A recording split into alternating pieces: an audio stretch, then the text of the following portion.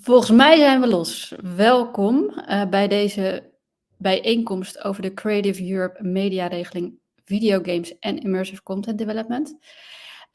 Deze sessie is een samenwerking tussen de Creative Europe Desk Vlaanderen en DutchCulture Creative Europe Desk NL.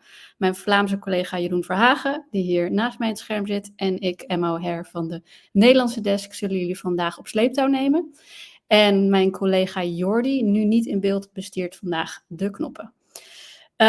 Even wat praktische zaken voordat we van start gaan. Er is ruimte voor vragen. Deze kun je in de chat stellen. Je moet daarvoor wel ingelogd zijn in ofwel YouTube ofwel LinkedIn. We beginnen vandaag met een presentatie over duurzaamheidsstrategieën voor je bedrijf en voor de projectontwikkeling. Deze presentatie zal in het Engels zijn. Hiervoor geef ik zo het woord aan Jerome Ibanez. Daarna zullen Jeroen en ik je in volgevlucht meenemen door de call. Deze presentatie zal in het Nederlands zijn. Na beide presentaties is er ruimte voor vragen dus. Waarom duurzaamheid? Om mee te beginnen. Duurzaamheid is een van de cross-cutting issues van de Europese Commissie. En dat betekent dat deze verweven zijn in alle programma's van de Europese Commissie, waaronder ook Creative Europe en waaronder ook deze regeling. En daarom is dat belangrijk voor jou als potentiële aanvrager. In elke aanvraag word je dus ook beoordeeld op je vergroeningsstrategie. En we zien dat deze vraag bij sommige aanvragers een beetje wordt onderschat. En aangezien de regeling die we vandaag gaan behandelen erg competitief is en steeds competitiever lijkt te worden, is het van essentieel belang om ook dit punt goed te dekken in je aanvraag. Daarom geven we jullie graag vandaag wat inspiratie mee. And that's why I will now switch to English and pass on the mic to Jerome Ibanez, founder of Midgard. Welcome, Jerome. Very happy to have you here today. I would say the floor is yours. Thanks, Emma. Right. So I hope everybody is having a great morning so far. My name is Jerome and I'm the founder of Midgard. And today we're going to be talking about how to nail the sustainability component of your Creative Europe application. So before we start, I'd like to talk a little bit about who I am. So my name is Jerome. I'm originally from the Philippines, but I've been living in the Netherlands since 2018. My background has always been in startups, having founded 2 venture-backed startups in the past in fintech and also in retail tech. But at the moment, I'm the founder of Midgard, which is the leading carbon accounting platform for the game industry. So Midgard basically is a carbon accounting platform. Yeah, next please. Next slide. Yes, thank you. So since November, we've been helping dozens of game studios, publishers, investors, and service providers track their carbon emissions. And these companies are tracking their carbon emissions because of three reasons. The first one is because there is upcoming compliance or upcoming carbon disclosure laws that will affect how you run your game studio. The second one is we help game studios use sustainability as a USP for their game. And the third one is also the topic of today's webinar. And that is also because sustainability is becoming a requirement for companies to get grants, loans, and subsidies. So some of the games that we worked with are games that you might have heard of. So we've worked with Spill, which is a Dutch cozy game. We've also worked with some AA games like Songs of Silence and the viral hit Don't Scream.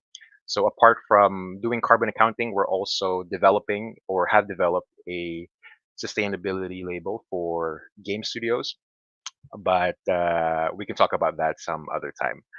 So what this session about is basically divided into 3 components. So the first one is I'm going to talk about why sustainability or sustainability management is important for game studios moving forward.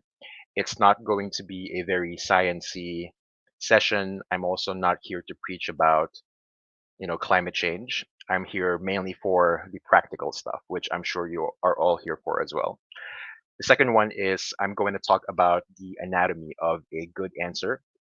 I know that you might have seen the sustainability question in the application form, or maybe you have also seen it in other grants or subsidies that you have applied for previously. And typically, these are very open-ended questions, and it might be very difficult for you to really understand how to answer them.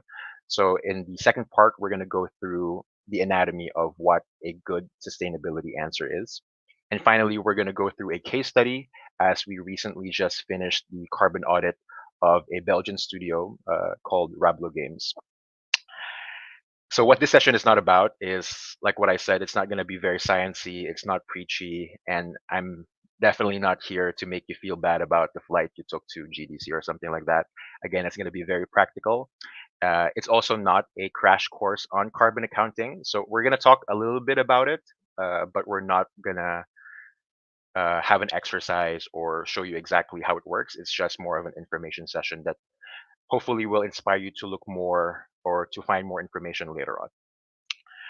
Yes. So the first reason why we do carbon accounting is because there are upcoming carbon disclosure laws that you may or may not have heard of. So you might have heard of in the past that public companies are required to disclose their carbon emissions. So starting in 2026, this is going to be changing as it will now also apply to private companies, including game studios of a certain size. So I think you can see here in the bottom that there are basically criteria for you or criteria that you need to meet before you start tracking and disclosing your carbon emissions in 2026 using 2025 data.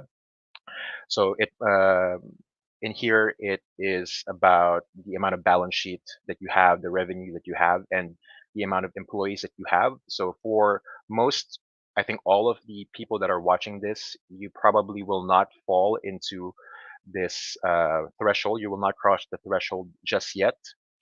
But next slide, please.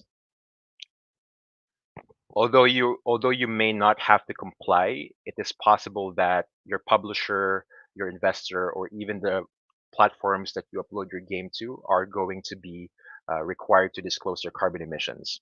And as you will see later on, when a company is required to disclose their carbon emissions, especially let's say a publisher or investor, they will have to disclose emissions on their investments, which means that it's very much possible that your publisher or investor will ask you to know your carbon emissions before they publish the game or before they sign a deal.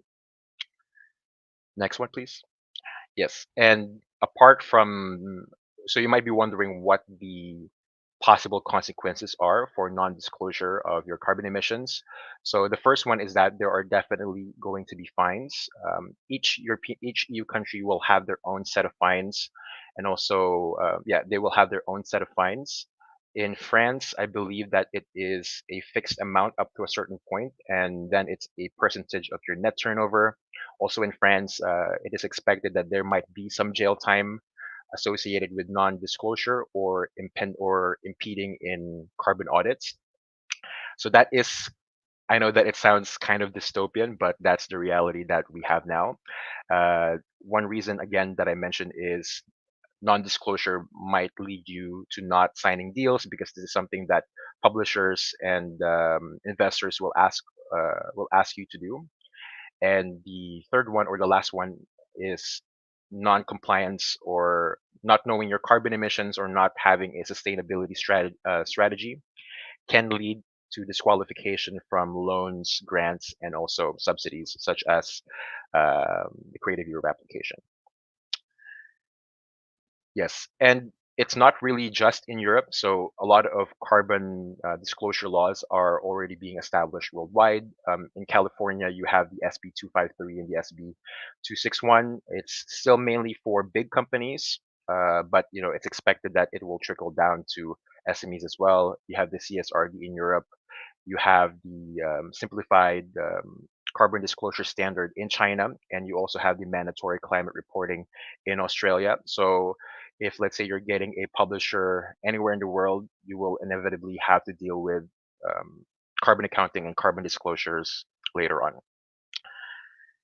And the second part, or the second reason why companies do carbon accounting, is that they want to use sustainability as a USP for their game. So we all know that millennials and Gen Z are the ones that are most active when it comes to climate activism. We demand a lot from companies more related to their accountability, to their effects, to their impact on the climate. And it's expected that the same thing will apply to games as well. And the third one is related to the session today, and that is that having a sustainability strategy is becoming a requirement for grants. So, although it is not an explicit hard requirement, the fact of the matter is that applications for grants and subsidies are becoming super competitive, that basically every point counts.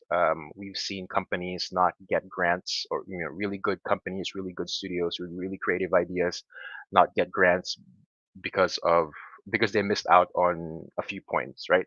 So even though sustainability is not a hard requirement, the fact that it has quite a few points has a lot of bearing in the application. So it is something that you need to keep in mind, considering how important or considering how competitive the rest of the application process is. So what is the anatomy of a good answer, right? So we've seen a lot of answers ranging from just saying that you work from home, or saying that you just take the train when you travel. We've also seen some creative answers, like there was one team that I heard that said they were eating food from their CEO's garden. So, it can be the answers can quite vary. But for us, the anatomy of a good answer always starts with knowing what your carbon footprint is, because after all, you cannot decrease, or you cannot improve what you cannot measure. So establishing your carbon footprint is a must for a good answer, also because it gives the rest of the answer credibility, right? So what is your carbon footprint, or how do you do it, right? So you basically know your carbon footprint by doing carbon accounting. And in a nutshell, it's pretty much like normal financial accounting, but instead of tracking financial data, we're tracking data regarding your carbon emissions. Next slide, please. So you might be wondering how to do this. And at Midgard, what we do, or what we use, is the GHG protocol, the greenhouse gas protocol. And basically, it's a reporting standard that or it's the most widely used carbon accounting standard for companies to track and measure their carbon emissions. And they basically divide the carbon emissions into three scopes. So this is something that you might have heard of. They divide it into scope 1, scope 2, and scope 3. So scope 1 and scope 2 are quite straightforward. Scope 1 are emissions from direct fuel usage. So unless your company owns a car, or for some reason, unless your company owns a factory or something, game studios don't have scope 1. Scope 2 are emissions from the use and purchase of energy within business premises. So if we're going to be very specific, scope 2 is only applicable really if you have an office. So if you're working from home, you will have emissions from the actual working from home, but it's not classified as scope 2, as it's only for those that have an office. And scope 3 is basically everything else. So approximately 90% of a company's emissions will fall under scope 3. And it's quite difficult because there are 15 categories under scope 3. So in the next slide, we basically categorize it based on how common it is to game studios, based on our experience working with over 3 dozen game studios, right? So the most common emissions for game studios are scope 2, especially if you work from a co-working space, or if you work from an office in general, you have scope 2 emissions. You also have emissions from purchased goods and services. So these are basically emissions from service providers, freelancers, hardware that you purchase not related to game development, let's say a speaker or something like this. Um, so those fall under purchased goods and services. Fuel and energy related activities is in connection with scope 2. It's a bit technical, so I'm going to go over it. It's also the same with waste generated in operations. It's related to the waste that your office produces every day.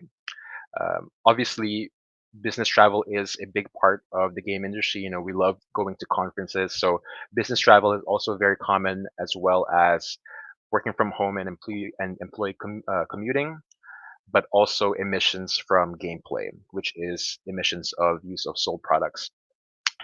We're not going to go through one by one what the meaning is for the relatively common and not common emission sources, but you have to keep in mind the most common ones, because these are the ones that you are most likely to track. And in order to track them, you really have a couple of options. So the first one is, if you really want to be precise, or if, let's say, climate is a big part of your game story, or maybe if it's part of your gameplay, then you can consider doing carbon accounting yourself.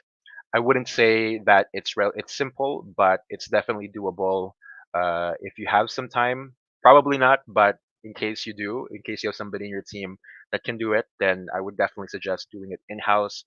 You can also work with carbon analysts or carbon accounting platforms like Midgard. And the third one is you can also work with simple carbon calculators that might not be as accurate, but it can be a good way to start, especially for game studios that are just starting out, right? So I mentioned in the beginning that we are not going to do a crash course on carbon accounting, but I think it's good for the audience to know what it is and what the options are for you to know what your carbon footprint is. And it's important because once you know your carbon footprint, then you can also identify hotspots. So when I say hotspots, I'm not just talking about which emission sources produce the most carbon, but also, let's say, identifying which emission sources you were not able to gather data from, because carbon accounting is not really something that we were thinking about 2 3 years ago.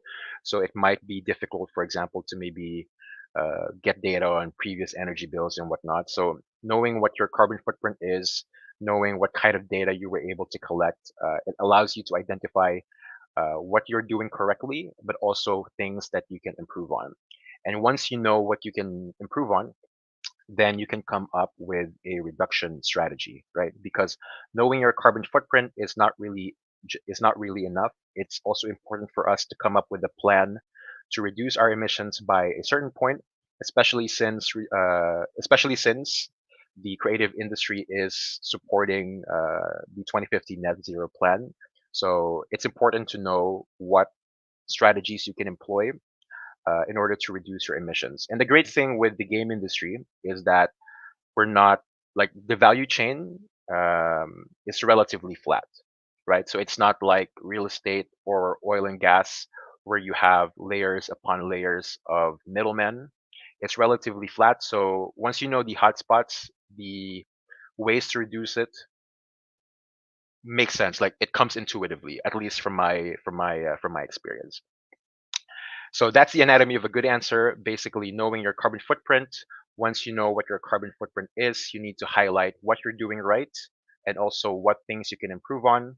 And then talk about how you're going to continue what you're doing right and how you're going to improve what you're not doing so right, and hopefully have a net zero plan by some date in the future. So we're going to do a quick case study on Roblo Games. The great thing with Midgard is once we work with a studio, we publish their carbon audit on our website. It's www.midgard.earth. And the reason is because we want to be transparent with the carbon audits that we do. Transparency is quite important in the carbon industry. So if you go to our website, you can read the full assessment that we did on Roblo Games and also other games that we have worked on so far. So in this case, for Roblo Games, in case you're not aware, they're a small Belgian studio, and they just released their debut game, Necro Story, a few weeks ago. And they developed the game over, I believe, 4 or 5 years. And over that span of time, they emitted only a little over 1.08 tons of carbon. So to put that into context, that is 4,448 kilometers of driving, 106 gallons of diesel, 1,191 pounds of coal, and it is also the equivalent to almost 72,000 smartphones charged. So from this one, you can clearly see what is the hotspot for the studio, and that is capital goods. So next one, please. Yes. So in terms of capital goods, the reason, so capital goods are basically things that you buy in order to make the product, right? So in this case, they bought computers and monitors that is used to develop the game. So in this case, their hotspot is only because they bought new hardware. You can see below it that there is a purchase goods and services dash hardware. So that's not considered capital goods because this hardware, the other hardware, was not necessarily used for the development of the game, but it was just used it was just used by the developers in general, but it was not used to develop the game. So in this case, their hotspot is capital goods because they bought new hardware. So once you know that your hotspot is, let's say, new hardware, in the reduction strategy that you can put in your application. Next slide, please. So so once you know that the hotspot is new hardware, the reduction strategy that you can say is, for example, that you can extend the life of the hardware purchased. So even though you emitted this amount of carbon by purchasing hardware, at least you can make a commitment to make it last as long as possible. So in this case with Roblo Games, they did a really great job in pretty much everything because their data was complete. They were able to log in all hours, almost all receipts. So they did quite a good job in that respect. So in this case, their strategy would be to continue tracking their carbon emissions. They also did good because all of them was working from home. So they reduced emissions from basically consuming energy, and they also did not have emissions from employee commuting, which you will have if you have an office. Their energy providers were also mostly renewable energy, I believe 70%. So one of the recommendations we made was to try to look for another provider that has 100% renewable energy if possible. Of course, this depends on where you are, but at least knowing this can help you come up with a strategy. They also did good in terms of traveling because they only took the train and they only took the trains and only took the car to Gamescom. So no flights for them. And like what I mentioned before, we also recommended that they extend the life of hardware that they purchase. And when it is time to, let's say, buy another set of hardware, maybe consider buying secondhand instead of brand new. And the optional one would be to offset unavoidable carbon emissions using highly rated carbon projects. So that's basically the session. I hope that now you have a better idea on how to answer on how to answer the sustainability part of your application. And if you have any questions, I'll be more than happy to answer them. But yeah, the floor is open to the audience now. Yes, thank you so much, Jerome. That was a really comprehensive and very practical presentation. We have one question already for the other people attending. I see some other questions coming in, but the first question comes from Sander van Zanten, and Sander is asking, since our products require digital and online distribution on one hand, and players running the game on their hardware on the other hand, the scope of our carbon emissions extends beyond our own activities. Does Scope 3 include such emissions from players acquiring and playing our games? Yes, so technically it does include it because that is emissions from the use of sold products. The thing with carbon accounting is that you can basically set the boundaries yourself. So when you do a carbon audit, you can also just say that we don't include the emissions from gameplay just yet, and just focus on the emissions from the actual production of the game itself. So technically it is included, but you can set a boundary by saying that we're not including the emissions from gameplay just yet. Yeah, okay. So it's mostly about being precise and being clear about what's in the scope and what's not at the point you report. Exactly. Okay. Then there's another question of Avinash Changa. How much of the grants can you allocate to tracking carbon data since this can be easily 0.5 FTE, if not more. I think that's a question that maybe we should answer.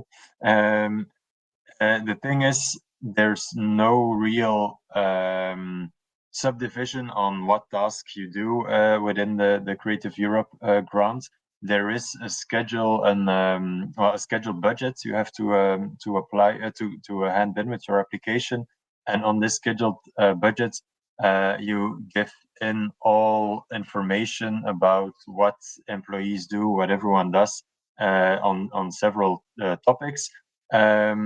This all has to apply to the development of the game. We're going to go through that a little later, but there's no subdivisions. So if you see this as an important task within the development of the game, it can be a part of your personnel costs. Then there's another question from Latelier. Does the subject of the game also count as a sustainable aspect, like a gather garbage game? Maybe that's another question for us, but indeed it does. Of course, there's a lot of another few topics that are addressing the content of the game, the quality of the gameplay, this and that. So more on the content of the game, and of course there will be taking into account that you as a company are also taking it next level by trying to achieve these strategies or subjects through the game towards the audience. Then there's another question. On your website, you have different ratings, A, B, C, etc. for games. What are these ratings based on? Are they official and government set ratings? Yeah, well, I can speak about the ratings for another 30 minutes. So I think maybe better you connect with me on LinkedIn, and then I can tell you a little bit about it. But we also publish the framework on our website. So if you go to Midgard.earth, you'll see exactly how we rate the games. Yeah. Okay. Then maybe a last question. Where do you often see the most improvements can be made? So we have these three categories running up to a strategy. Where do you think the most wins, or the best quick wins, or more sustainable wins can be made? So in terms of the best quick wins, the first one is definitely not having a physical version of your game. I'm not just talking about the disc, but also limiting the number of merchandise that you produce. So that's one. The second one is the type of energy provider that you have, because for a lot of game studios, let's say that already have the hardware purchased, or they're not traveling as much, most of the emissions really come from emissions from working from home. So if you have an energy provider that uses renewable energy, then that can dramatically reduce your emissions right away, which in turn means that you can also drastically remove emissions by not working from an office. So we're not trying to demonize working from a co-working space, but the reality is that it just is more energy intensive than working from home. And working from an office also adds other emissions, such as employee commuting, because you have to commute to the office, but also waste generated in operations. So I would suggest, or if there were two hotspots that you can already address, actually, I think even without knowing your carbon emissions just yet, it would be to limit the number of physical additions or physical outputs that your studio has, and choose a energy provider that has more renewable energy sources. Okay, thank you very much. I think that's about it when we see no other questions. Thank you so much, Jerome, for being with us and for explaining how your approach works. I think we share your contact details as well to all people interested. And now we can switch back to Dutch and go on with our presentation on the subsidy itself. And that's why I'm going to give the floor back to Emma. Yes, thanks. Thank you, Jerome. That was very, very insightful. and very relevant for our applicants. So now we'll go... Oh ja, ik mag naar het Nederlands over natuurlijk. We gaan nu in op de regeling. Videogames en Immersive Content Development. Met een deadline op 12 februari volgend jaar om 5 uur. Misschien ten overvloede, maar dien het alsjeblieft op tijd in. Het liefst een dag voor de deadline. We zien toch nog af en toe mensen die een minuut te laat zijn. En dan is er toch echt helaas een zero tolerance beleid. En wordt je aanvraag niet geaccepteerd. Volgende slide alsjeblieft. Voordat we de regeling ingaan, even voor de overview, voor de helderheid. Waar valt deze regeling onder? Deze valt onder het subsidieprogramma Creative Europe. Een subsidieprogramma van de Europese Commissie bestaande uit 3 subtakken: media, cultuur en cross-sectoraal. En de call valt onder het mediaprogramma. Het is een programma dat al ruim 30 jaar bestaat. Daarbinnen vind je eigenlijk alle regelingen van Creative Europe die betrekking hebben op de audiovisuele industrie. En daarnaast hebben we nog de 2 andere subtakken, cultuur en cross-sectoraal. Onder cross-sectoraal kun je regelingen vinden die betrekking hebben op journalistieke regelingen en regelingen zoals Innovation Lab, die gaan over innovatie over de hele culturele sector. Daarnaast goed om te weten dat er een aantal thema's door het hele programma heen lopen die je eigenlijk in alle regelingen weer terugziet. De Green Deal, die hebben we net al uitgebreid doorgenomen. Maar ook de digitale transitie en diversiteit en inclusie. Die zie je allemaal eigenlijk terug in de aanvragen, de aanvraagformulieren. En ook goed om te weten is dat het overkoepelende doel van het mediaprogramma is om de concurrentiepositie van de audiovisuele industrie in Europa te verstevigen en internationale samenwerking te bevorderen. Dan wij, even een beetje over onszelf. Elk land dat deelneemt aan het Creative Europe programma heeft een desk, zo noemen we dat. Dat is het eerste contactpunt voor de sector. Wij zijn er om te informeren, adviseren en ons ondersteunen in professionalisering. Er is ook een netwerk van de desks. We werken vaak samen, zoals bijvoorbeeld vandaag werkt Nederland en Vlaanderen met elkaar samen en we wisselen veel ervaringen uit. We raden aan, zeker als je voor de eerste keer gaat aanvragen, om altijd contact met ons op te nemen en ons in te lichten en je vragen te stellen waar nodig. Het kan soms best wel een complex geheel zijn, dus schroom niet om contact met ons op te nemen.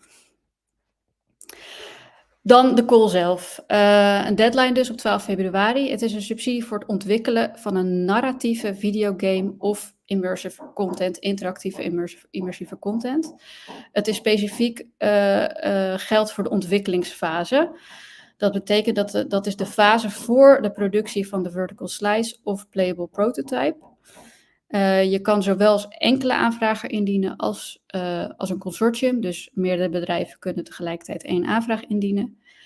Je kan maximaal €200.000 aanvragen per project. En het betreft hier cofinanciering. Dat betekent dat Creative Europe maximaal 60% van je ontwikkelbudget kan steunen. Dus stel je hebt een ontwikkelbudget van een ton, kan je maximaal €60.000 aanvragen. Volgende slide alsjeblieft. Dit zijn een aantal bedrijven die afgelopen jaren uit Nederland en Vlaanderen met hun project zijn gehonoreerd. Mocht je ze kennen, raad ik ook aan van trek hun even aan hun jasje om te vragen van hoe hun ervaring was met het aanvragen bij Creative Europe. Dat kan ook heel behulpzaam zijn. En dan geef ik het woord, denk ik, weer terug aan Jeroen. Klopt, dankjewel Emma. Nu, we hebben het gehad over de slides. We hebben de slides gezien over de oproep zelf, dus wat erin staat, hoeveel je kunt krijgen. Nu is het natuurlijk ook belangrijk dat je voldoet aan de voorwaarden. Er zijn voorwaarden op het niveau van de indiener en er zijn voorwaarden op het niveau van het project zelf. Ik zag daarnet al een vraag in de chat verschijnen rond de identiteit van de indiener. Het is zeer belangrijk dat die indieners dus Europese ontwikkelaars zijn, onafhankelijk van een publisher. Dus die niet rechtstreeks in work for hire of whatever staan van relatie met een vaste publisher. Dat moeten dus effectief bedrijven zijn, organisaties die ingeschreven staan in België, in Vlaanderen is dat de Kruispuntbank. Ik weet niet hoe dat heet in Nederland, maar dus het officieel inschrijvingsnummer KVK, voilà. Dus je moet inderdaad als game developer ingeschreven staan in de registers. Daarnaast is het ook belangrijk dat je als company, dus op de naam van het bedrijf zelf, aantoonbare recente ervaring hebt. Die recente ervaring komt er eigenlijk op neer dat je moet aantonen dat je een commercieel gedistribueerde videogame of immersive experience hebt die tussen 2022 en de deadline van deze oproep enige winst genereerde. We hebben erbij gezet enige winst, omdat je moet geen miljoenen omzet gedraaid hebben of winst gedraaid hebben, maar je moet kunnen aantonen eigenlijk dus vooral dat je een videogame van begin tot einde volledig hebt ontwikkeld en dat die dus op de markt is verschenen en dat er de mensen dus effectief interesse getoond hebben in het spel. Dus dat kan op verschillende manieren aangetoond worden. Daarnaast zijn er dus natuurlijk ook voorwaarden voor het project waarvoor de aanvraag zal worden ingediend. Het allerbelangrijkste is eigenlijk dat het een narratieve videogame of immersive experience moet zijn. Nu, wat wordt er bedoeld met narratief? Er wordt redelijk sterke nadruk gelegd op de storytelling. Dus dat komt erop neer dat er natuurlijk niet elk aspect of elk deel van de game moet cinematic zijn, bij manier van spreken. Het gaat er vooral om dat er dus een storyline zit doorheen, een te volgen storyline zit doorheen heel de game. Dus van begin tot einde moet er eigenlijk een duidelijk verhaal te volgen zijn dat interessant is voor de speler natuurlijk. Het project moet in een ontwikkelingsfase zitten. Dat betekent, een ontwikkelingsfase betekent eigenlijk de fase van een eerste idee van de game, het uitwerken van characters, het schrijven van de plot, tot aan een eerste vertical slice of playable prototype. Daarnaast is er dan natuurlijk om te waarborgen dat dat idee van die ontwikkeling nog volop in gang is en dat de subsidie dus goed besteed wordt, is er nog de kleine caveat dat de productiefase dus ten vroegste 10 maanden na de deadline kan aanvatten. Dus dat er nog ruimte genoeg is eigenlijk om die ontwikkeling en de kosten gelinkt aan die ontwikkeling ten uitvoer te brengen. Daarnaast is er ook het belang van Europese toegevoegde waarde. Dat is heel breed te nemen. Dat gaat zowel over de inhoud van de game, de aanpak van de ontwikkeling zelf eigenlijk van de game, dus zodat het projectteam aan de slag gaat, tot over thema's, zoals we daarnet al, waar we het daarnet al over gehad hebben, die thema's rond duurzaamheid, bijvoorbeeld diversiteit, alles die hoog op de Europese politieke agenda staat. Op de volgende slide zien we dan, dus op deze slide zien we de toekenningscriteria. Elke oproep wordt eigenlijk beoordeeld op 100 punten, dus eigenlijk een percentage dat je krijgt. Dat zijn 4 hoofdclusters waarop er punten worden gegeven. Dat is relevantie, kwaliteit van de content en activiteiten, project management en verspreiding. Zoals jullie zien wordt dat opgedeeld in die 4 clusters die dan ook punten krijgen. Onder die 4 clusters staan er telkens meer uitgesplitste toekenningscriteria. Die zijn allemaal te vinden in het call-document, waar er ook nog naar gelinkt zal worden. En het is heel belangrijk eigenlijk om al die criteria goed door te nemen voordat je begint schrijven aan je aanvraag, om te zien waar er eigenlijk effectief punten op komen, hoeveel er te verdienen valt, en waar dus de focus van het beoordelingscomité op zal liggen. Op de volgende slide zien we hoe je best indient, of hoe je kan indienen. Zoals Emma daarnet al zei, is er, we gaan daar niet over liegen, is er redelijk wat werk aan een Creative Europe aanvraag. Dus het is belangrijk dat je dat goed gestructureerd en op tijd aanpakt. Het volledige aanvraagproces verloopt eigenlijk via de FTOP, dus de Funding and Tenders Opportunity Portal. Dat is een algemeen portaal dat door alle programma's van de Europese Commissie wordt gebruikt om eigenlijk de aanvragen en de aanvragers aan elkaar te linken. De aanvragen voor een Creative Europe aanvraag bestaan eigenlijk voornamelijk uit een part A, een part B en een part C. En die part A en die part C worden eigenlijk vooral op de Funding and Tenders portal ingevuld. Dus zijn online vragenformuliertjes over de KPI's van het bedrijf, de meer praktische informatie eigenlijk, de taal van de aanvraag enzovoort. En dan het grootste deel is eigenlijk de part B, het geschreven dossier.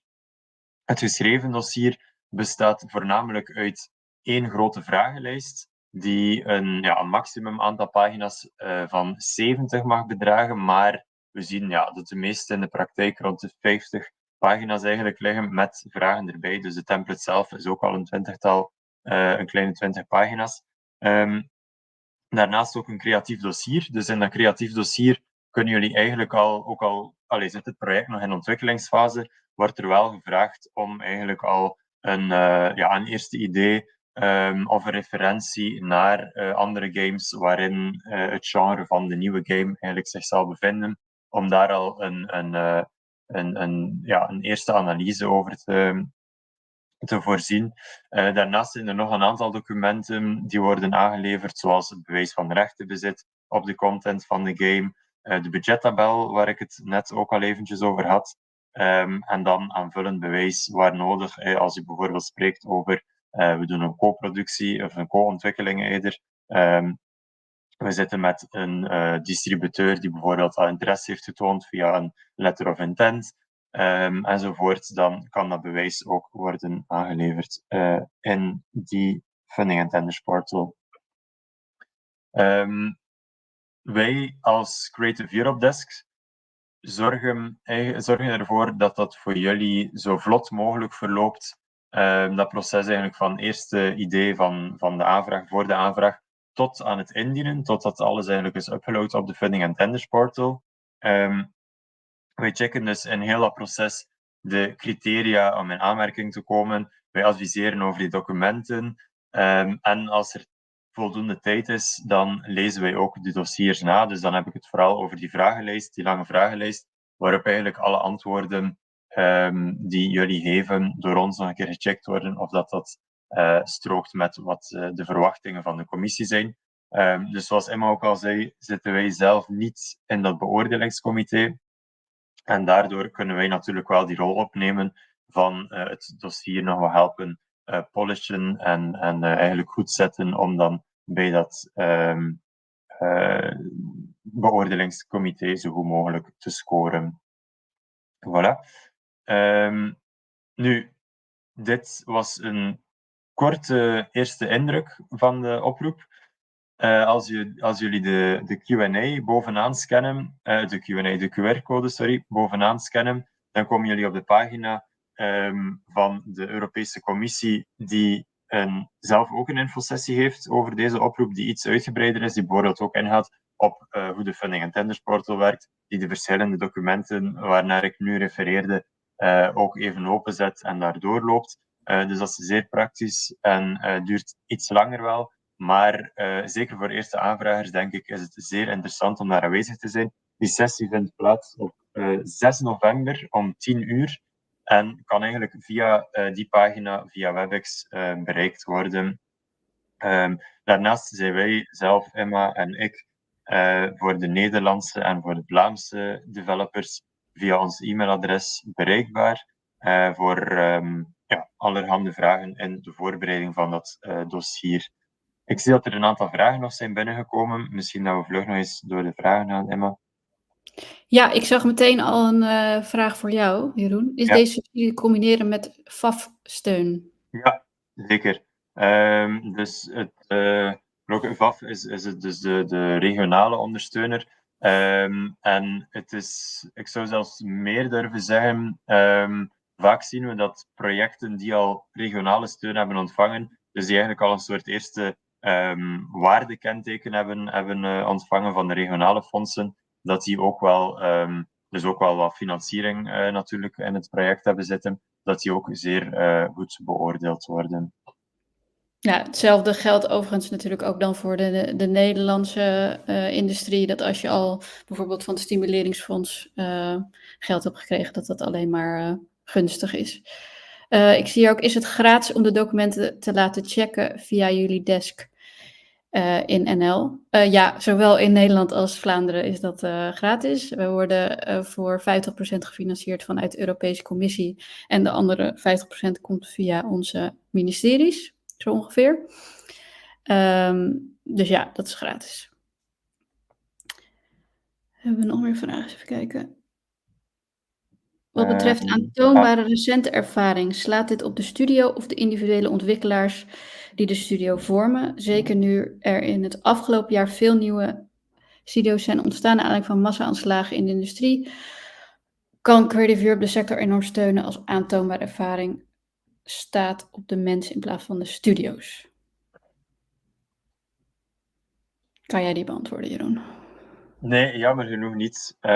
Dus er wordt wel uitgegaan van die ervaring in de studio zelf, dus op niveau van de studio. En de individuele credits gelden dus niet in die instantie. Ja. How come the grant is limited to narrative games only? Wel, Emma had het daar net eventjes over. Ja, misschien dat ik die ook in het Engels beantwoord dan. So Emma was talking about the Creative Europe program. So of course, this is one of the calls, only one call within the Creative Europe program. The Creative Europe Media program is mostly focused on, well, the more, let's say, traditional audiovisual sector. And so this call only takes a small part of the budget and a small part of the efforts of the program, but we're very happy that the call is here. So I think this is important context to know why we are really focusing on not only on well, company and competitiveness within Europe, but also on the content. So before the European Commission really wants to go on board with companies and they want to put their stamp on the game or on the company, they want to make sure that there's also quality in the gameplay and that's not, let's say, just a shooter or something that the European Commission would not really imply. So I think that's kind of the context, sorry, that we're focusing on content as well as on the more economical or business aspects. Dan een volgende vraag. For immersive works, we often encounter the issue that the commission/readers have limited knowledge of immersive domain and related projects. We then get feedback or rejected applications due to the reader not being familiar enough with the medium of domain. Yeah. Is there a question attached to that? Yeah, I think maybe to give you an insight. So the commission puts forward a list of potential experts. So they have a list of potential experts. These experts vary from origin, from countries, from backgrounds, but they are all experts in the broader video games field. And they are picked not randomly because, of course, companies from the Netherlands cannot get a Dutch expert. But they are assigned to the different projects. There are always two experts on each project. They have to, well, separately, of course, they go through the application, and then they decide on the general, well, the last number to give, the score to give the application. So yeah, it might occur, of course, that some people are more familiar with some some games, some types of games, some media to play on, and the Commission is aware of this. So they try to mitigate by getting a pool of experts as broadly as possible. But of course, that's the way they work, and it's there might be some issues with that, but it's nothing we can really do a lot about. Yeah, and maybe to add to that, apart from you have two expert readers, but it's also the case that it is a very competitive call. So I think last edition we had over 220 applications and 37 were selected, something like that. So of course I cannot judge the specific application you might be referring to, but even good applications can get rejected just because you have 1 point below the threshold, because there are so many applications. So that also plays a role, unfortunately. Then there's another question. Telt een project gemaakt als medewerker in een bedrijf ook mee als succesvol project? Succesvol bedrijf? Ik denk dat de vraag gaat over work for hire. Work for hire en early access zijn geen voldoende proof van recent experience. Dus moet wel echt it should be a work that's really published by the company, developed by the company, and went through all stages for the company itself. Then there is another question. Zijn er game genres die niet toegelaten zijn? Ja, op het call-document is er een lijst met games die niet zijn, genres die niet zijn toegestaan. Misschien om jullie gewoon, het is redelijk uitgebreid, maar ook wel relatief vanzelfsprekend om jullie een idee te geven wat dat er in die lijst staat. Puzzle games, memory games, quiz games, party games, projects where professional education, training or therapy is the main objective, immersive tours. Dus ja, alles eigenlijk een beetje voorbij gaat aan het idee van een narrative game die speelbaar is en die ontwikkeling nodig heeft. Maar die lijst kunnen jullie dus ook in het call-document raadplegen. Ja, om even, Jordi zal zo meteen de lijst van games die niet eligible zijn in de chat delen. En die vind je inderdaad ook terug in het call-document op pagina 7, mocht je dat terug willen kijken. Ik zie hier ook nog, kan een eenmanszaak een subsidieaanvraag indienen? Ja, dat kan. Indien je aan de andere voorwaarden voldoet. En overweeg wel of je dat allemaal kan dragen in je eentje. Maar het mag zeker wel, ja. I see. Avinash Changasar is asking to how to mitigate or how to negate this better. That some people might not be really into the field. I think it's never a bad idea to there's some parts in the application where where they really ask you to explain how your game is innovative, how you work within an innovative manner. I think it's good, even though for you it might be very logical. That it's good to make sure that you really explain how it is innovative and maybe also have some references to other games that have been successful, or why you see that there's like a certain niche that can be filled or that should be filled towards the audience or towards other stakeholders.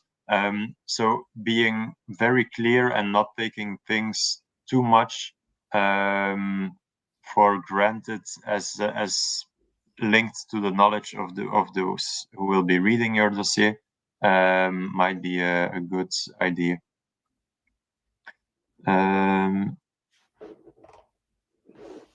I see Jordi is putting the ineligible list in the chat, so that's good. I think we had all questions. Ja, volgens mij hebben we ze nu allemaal. Oké. Dus als er geen vragen meer zijn, dan hebben we het gewoon binnen de tijd gedaan. Knap. Ja. Ja, dus nog een keer. Dit is een eerste en korte kennismaking met de oproep. Ik zie dat er nog een vraag binnenkomt. Other grants focus on innovation. Is this important here as well? Ja, dus er zijn inderdaad, there are award criteria that are really focusing on the innovative approach of the game. So it's a mix of good content, innovation, and the other strategies on sustainability, on diversity. So really have to make sure that you have a good idea before you start writing on why this game should be granted, and who's going to be your potential audience, who are going to be the stakeholders. So you really have to have a good mapping of all these aspects before you start writing. Yeah, also to add to that, like Jeroen said before in his presentation, the award criteria, when you look at them more closely in the call document, you will see, for instance, that 15 points go to the level of innovation, and there are also other points that are directly focused on innovation. So yes, definitely important. And then I see another question by Edge of Dusk. Puzzle games are indeed excluded, but as you put it rightly, they are puzzle elements are of course not excluded if the main focus of the game is a narrative, a narrative walkthrough or whatever. So it's not really about the elements that are in the game or how you really play the game or advance to next levels, or it's more about the fact that there has to be a story told throughout the game. How you tell the story, or how you what characters you use, or how you proceed in the game, or what's the main game mechanic, doesn't really matter. It's just they're more talking about, when they say puzzle games, they're talking about mahjong or things like that. So yeah.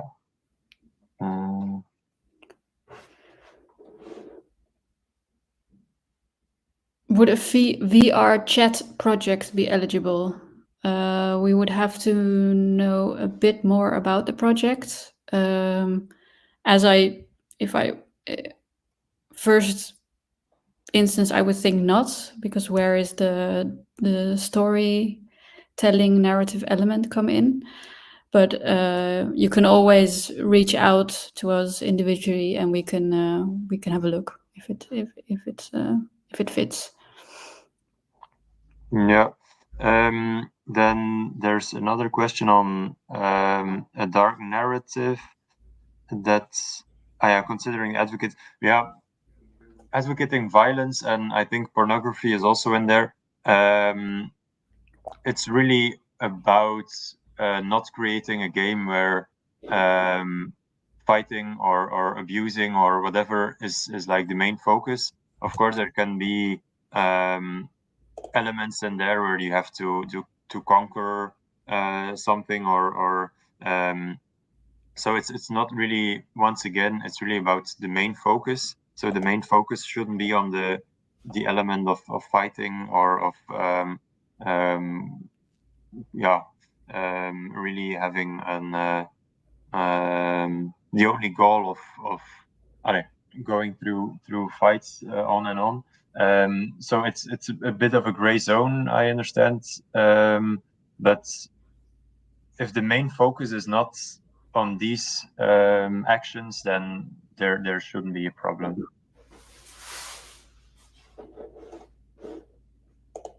The game Stray, I must say I don't know this game, but It's the one with the stray cat, I think, that yeah. can explore the world. I'm not sure also where the production company is based of Stray. I think it's more about the content of the game, but I'm not sure that the cat commit violence. I'm not sure if there's a lot of violence in the game. I have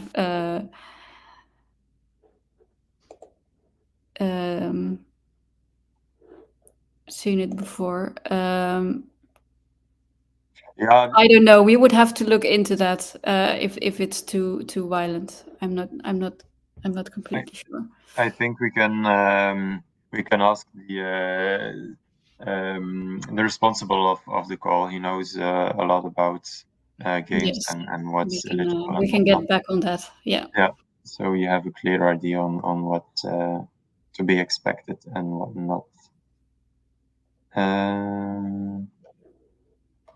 Okay, I think we went through all questions. So we can maybe conclude. It can be very helpful to go to the commission session as well. As I said, they will be going through some extra materials, some more insights, and of course questions that you asked here that haven't been like the question on Stray can be asked there as well, and then maybe but we'll also come back on this. Maybe if you have some other questions popping up during the days after these sessions, you can ask us or ask the commission directly during their presentation. So thank you very much, Jerome, Emma, and of course Jordi, after the screens, behind the curtains, for this session. And thank you all for participating. And hopefully we can advise and assist you in the near future. Thank you very much. Thank you for your relevant questions as well. Yep. Bye.